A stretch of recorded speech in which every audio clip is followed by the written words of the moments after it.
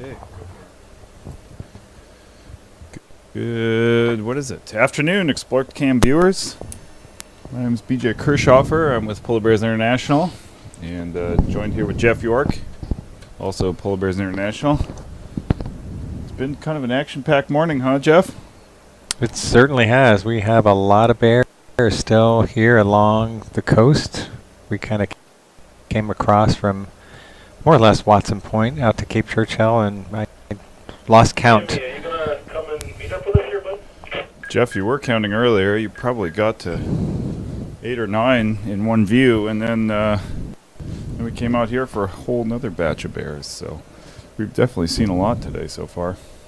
Yeah, and I think when we first pulled up at the Cape here at the northernmost point of the gravel bar, that it was about 7 or 8 males just kind of hanging out, and then we just had a mom and 2 come up, and they were checking out Buggy 1 here, and now they've become aware of all the males that are hanging out here, and so they're moving on a little bit to the west.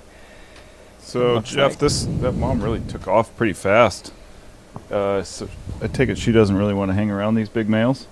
She definitely doesn't want to hang around these big males, and these males too this year are, I would say, a particular threat because it's been a couple weeks longer than normal that they have not been able to get back on the ice, because as we're looking out right here, we can say there is no ice. We're looking at water. We can see some bands of what I'd call brash or drift ice, little chunky bits that are just kind of forming and floating with the tide, but there's no ice that bears can use yet. Boy, she's really taken off here. That's what we're looking at, Jeff, now is the mom and 2 cubs running, and she's running from this bear that's just crossing in front of the buggy. Maybe we'll try to show. I assume it's a him.